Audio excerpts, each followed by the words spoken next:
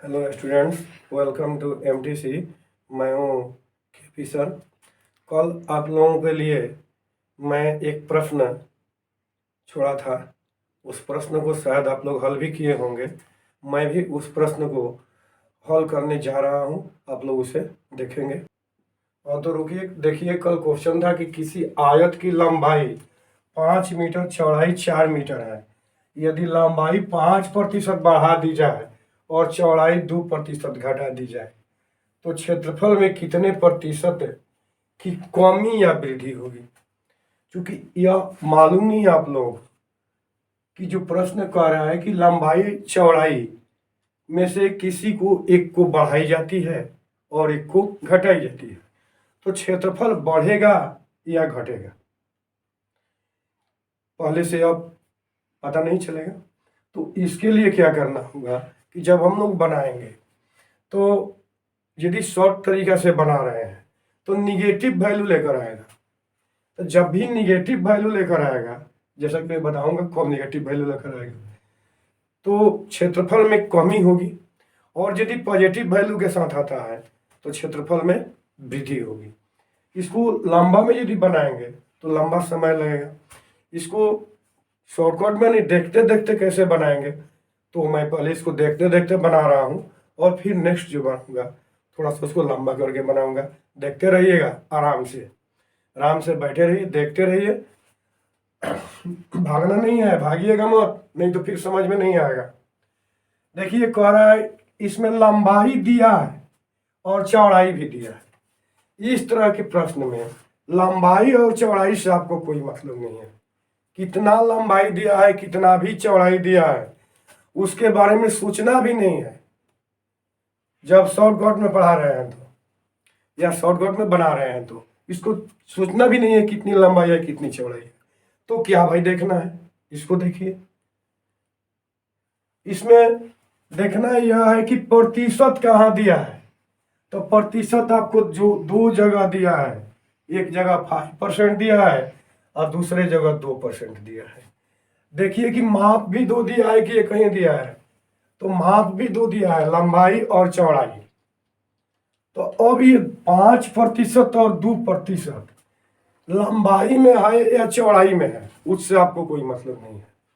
हाँ, यदि आपको यहाँ पर ध्यान देना है तो एक चीज ध्यान देना है कि 5% और 2% में कौन बढ़ रहा है और कौन घट रहा है। बस इसे सेकेंडों में खत्म कर लीजिएगा। देखिए, जो बढ़ रहा है उसे प्लस में लिखिए और जो घट रहा है उसे माइनस में लिखिए। ऐसे भी आप लोग पहले से पढ़ते हुए आए हैं कि पॉजिटिव अंक जो होता है वह बड़ा होता है, और निगेटिव अंक के लिए हम लोग घटने के लिए यानी नीचे जाने के लिए, जैसे 6 क्लास में पढ़े होंगे कि एक खनक जब खान में नीचे जाता था तो उसके लिए हम लोग निगेटिव चिन्ह का प्रयोग करते थे, और वह ऊपर की ओर जब जाता था तो पॉजिटिव चिन्ह का प्रयोग करते थे। तो उसको थोड़ा याद कीजिए और आगे बढ़िए। देखिए, मैं इसको 5% बढ़ा दिया गया है तो इसको प्लस में मैं 5% यानी 5 लिख दिया, और कितना घटाया गया 2%, तो इसको माइनस में 2 लिख दिया। अब यहाँ पर ऐसे आपका मूल चिन्ह प्लस होता है, यहाँ पर मूल चिन्ह प्लस होता है। इसके बाद अब इस दोनों का गुणनफल यानी 5 का गुणनफल, और 5 का गुणनफल प्लस में है और माइनस में कितना है 2 है, और बाटा 100। अभी थोड़ा बना रहा हूं तो समय लग रहा है, ऐसे आप इसको बिल्कुल सेकंड में हल कर लीजिएगा जैसे मैं इसको मैं बता रहा हूं। अब देखिए 5 प्लस और 2 माइनस, आपको क्या करना है, दो पूर्णांक आ गया। जब कभी भी दो पूर्णांक आ जाए और उनके बीच गुणा का चिन्ह न हो तो देखना होता है कि दोनों में से कौन सा पूर्णांक बड़ा है। यहाँ 5 और 2 में 5 बड़ा है और 2 छोटा पूर्णांक है। तो अब बड़ा पूर्णांक और छोटा पूर्णांक जब हम देख लेते हैं तो चिन्ह देखते हैं किसका चिन्ह क्या है। बड़ा पूर्णांक का चिन्ह प्लस में है। यदि बड़े पूर्णांक का चिन्ह प्लस में हो और छोटे पूर्णांक का चिन्ह माइनस में हो, या बड़े पूर्णांक का चिन्ह माइनस में हो और छोटे पूर्णांक का चिन्ह प्लस में हो, तो इस स्थिति में बड़े पूर्णांक का चिन्ह हम लोग लिखते हैं। किसका चिन्ह लिखेंगे? बड़े पूर्णांक का। बड़े पूर्णांक का चिन्ह कितना हो गया मेरा? प्लस है, तो प्लस लिख दिए। अब 5 में से 2 गया हमारा, 3 आया।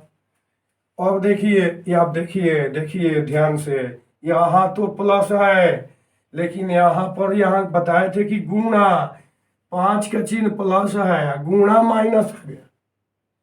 तो ये भी आप लोगों को निचले क्लास में 6 में 7 में 8 में पढ़ाया गया है कि प्लस गुने माइनस माइनस हो जाता है। क्या होता है? प्लस गुने माइनस माइनस हो जाएगा। तो यहाँ आपका हो गया माइनस। अब 5 दूना 10, 5 दूना 10, और नीचे कितना हो गया? और मैं 10 जो करती हूँ। अब चलिए इसको हम कटा दें, 0 से 0 कट गया। अब 3 लिख देंगे, प्लस में हमारा 3 आया, माइनस 1/10। अब 1/10 भिन्न में है, इसको हम दशमलव में चेंज कर देंगे। तो दशमलव में जब चेंज करेंगे तो हर में कितना 0 है? हर में 1 0 है। अंश को लिखेंगे, आप दाहिने से एक अंक छोड़कर दशमलव लगा देंगे। तो दाहिने से एक अंक छोड़कर यहाँ दशमलव लगा देंगे। फिर ये दशमलव इतना छोटा बिंदु होता है कि देखने में छूट जाता है, इसलिए दशमलव के पहले आपको क्या करना होगा? एक 0 लगा दीजिए। अब देखिए ध्यान से इसको, +3 माइनस 0.1, और इसको घटा लीजिए। डायरेक्ट घटा सकते हैं, कोई दिक्कत नहीं है।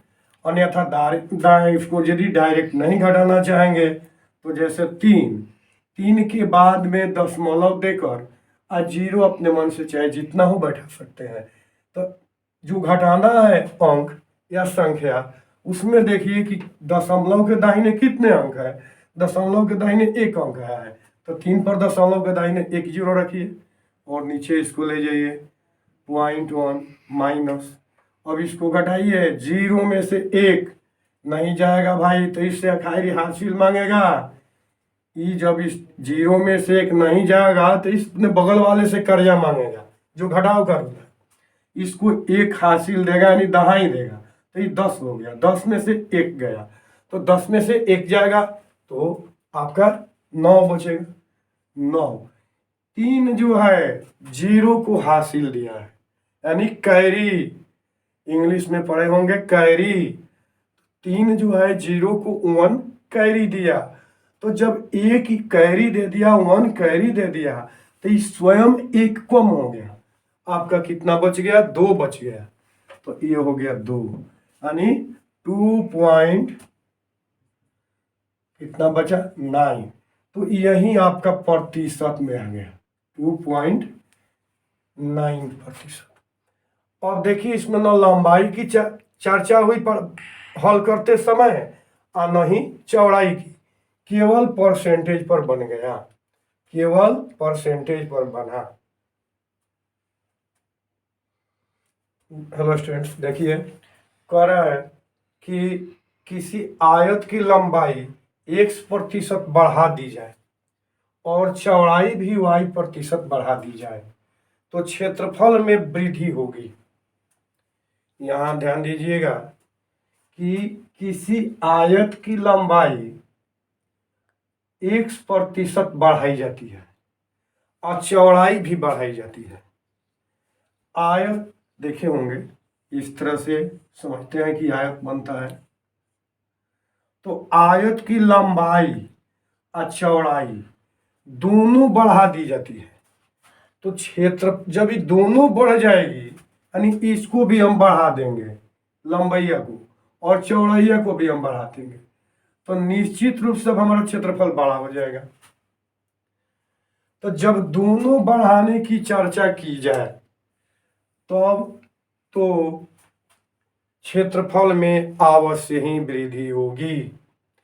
आपको वृद्धि के लिए ये फर्स्ट सूत्र अप्लाई करना होगा। दूसरे सूत्र में देख रहे हैं या दूसरा फॉर्मूला कह रहा है कि किसी आयत की लंबाई x% बढ़ा दी जाए और चौड़ाई y% घटा दिया जाए तो क्षेत्रफल में वृद्धि या कमी इतने प्रतिशत होगी। अब इसमें बढ़ाने और घटाने दोनों की चर्चा हो गई। तो देखिए आयत में क्या होगा कि जब घटाएंगे, अब इसमें यदि हम घटाएंगे तो मान लीजिए क्षेत्रफल में तो इसके लंबाई को आ रहा है कि बढ़ा दिया और चौड़ाई यहां से घटा दिया तो अवश्य ही कम हो जाएगा या अधिक भी हो सकता है। कोई जरूरी नहीं है कि इतना ही घटेगा, यदि इतना घटा तो अधिक भी हो सकता है क्षेत्रफल। तो इस तरह से या चूंकि इतना ही कटेगा, देखिए इतना ही कटेगा, इतना बढ़ गया तो क्षेत्रफल तो ज्यादा हो ही जाएगा या फिर कम हो जाएगा, ज्यादा कट जाएगा तो दोनों स्थिति आ जाएंगी।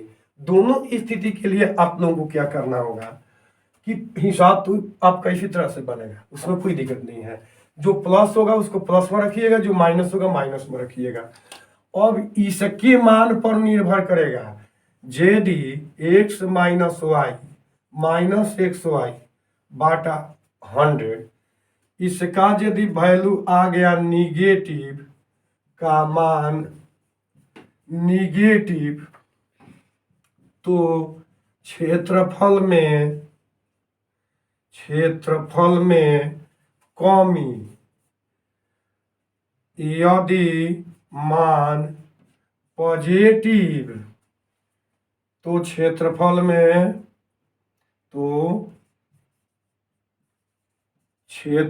में वृद्धि।